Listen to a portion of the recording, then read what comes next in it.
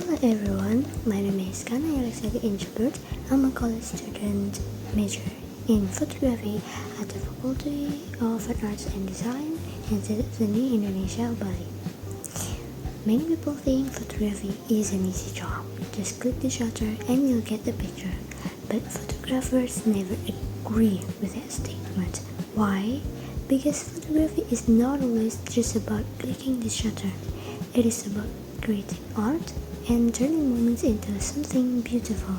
Sometimes it means capturing rare moments. Other times it is about creating an image that is pleasing to the eyes of whoever looks at it. Photography derives from the Greek word photo, which means light, and graphia, which means to draw. So, photography in general means drawing with light.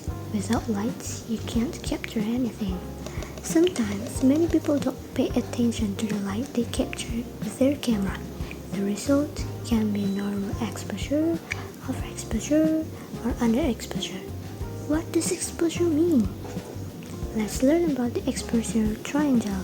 Exposure is simply the amount of light that reaches your camera to create an image, determining its overall brightness or darkness. So, if the total amount of light that reaches your camera is too much, it is called overexposure. And if the total amount of light that reaches your camera is less than it should be, it is called underexposure. So, how do we balance it? Many cameras have ISO, shutter speed, and aperture.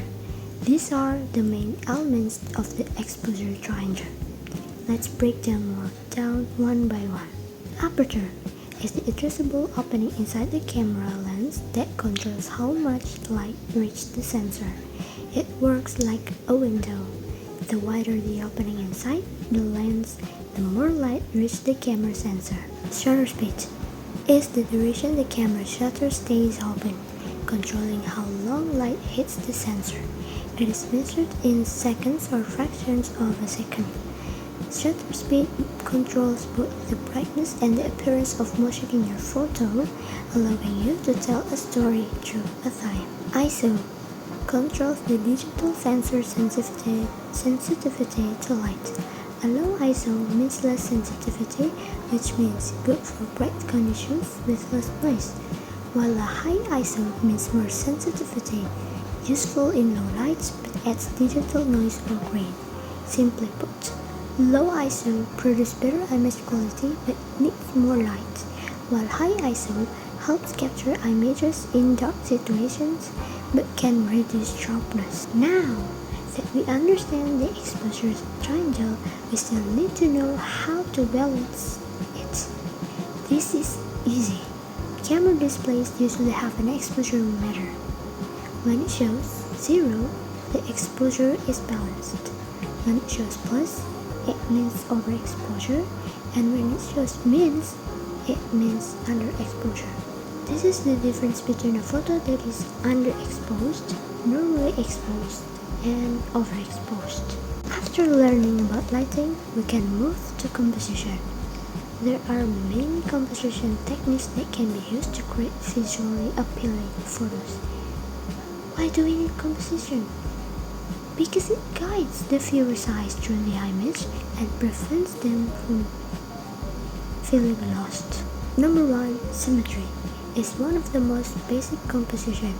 It creates visual appeal through mirror subject or repeating elements.